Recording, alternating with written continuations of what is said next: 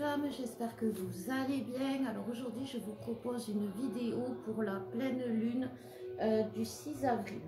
Alors pour cette lune du 6 avril, avant de me lancer dans une canalisation avec les cartes, j'ai pris quelques notes pour un peu voir par rapport vraiment aux astres, si ça vous intéresse aussi, voilà. Donc c'est une pleine lune qui a lieu le 6 avril. C'est une pleine lune en balance qui est en opposé avec le soleil qui est en bélier. Alors on l'appelle la lune rose parce que chez les Amérindiens, les premières fleurs qui fleurissent chez eux, qui annoncent le printemps, sont roses. On l'appelle aussi la lune des œufs. C'est la première lune du printemps. Elle est aussi importante parce que c'est la lune qui va déterminer le dimanche de Pâques, c'est-à-dire que c'est la dernière lune, la pleine lune, 3 jours, qui acte le jour de Pâques.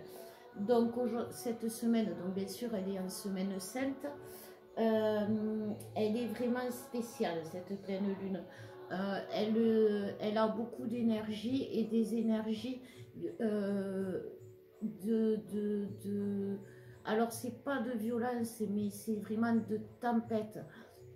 C'est vraiment, la balance, c'est un signe de vent et c'est vraiment ça, quoi. Ça va être un coup de vent, mais ça va être un coup de vent violent, cette pleine lune nous dit quand même, parce que la balance, c'est l'équilibre, c'est l'harmonie, c'est quand même...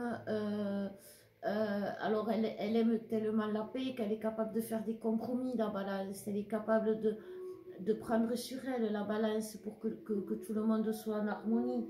Sauf qu'en face, elle a le soleil. Le bélier, lui, il s'en fout. Le bélier, il fonce. Le bélier, il regarde pas.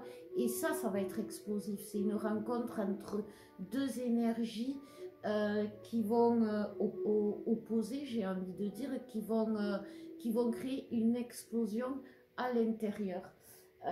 Pourquoi? Parce que c'est une pleine lune d'émotion.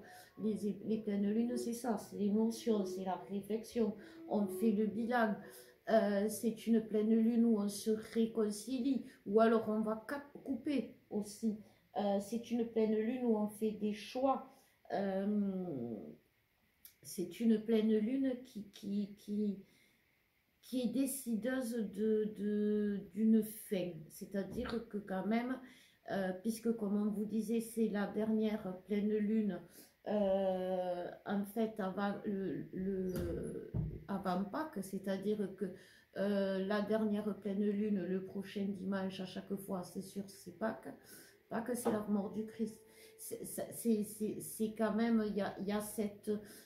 C'est la mort, c'est la résurrection, c'est ce que je vous disais, tu es mort, tu ressuscites, et c'est en 3 jours, et c'est d'un coup, et c'est la pleine lune qui le décide, et c'est ces énergies-là qu'on va avoir, qu'on pourra ressentir, tout ça parce que toutes les planètes et les dates sont en conjonction, voilà. C'est quand toutes les planètes qui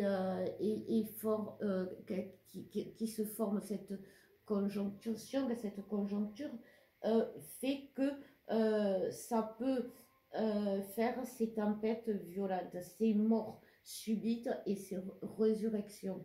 Voilà. Donc, pour ce qui est de tout le monde, ça c'est vraiment ça. On me parle donc de tension, de besoin de s'affirmer, mais en même temps de besoin de faire des concessions, et puis après le besoin d'en avoir marre de faire trop de concessions, donc on va s'affirmer un peu trop fort, et puis on va peut-être se dire, ah ben attends, peut-être que je suis un peu trop autoritaire, il va falloir que je me calme, c'est du bilan, c'est l'heure du bilan. Il y a quand même aussi Jupiter, la planète de la chance, la planète de l'optimisme, la planète d'être dans les clous aussi. J'aime bien Jupiter pour ça, qui va renforcer le bélier.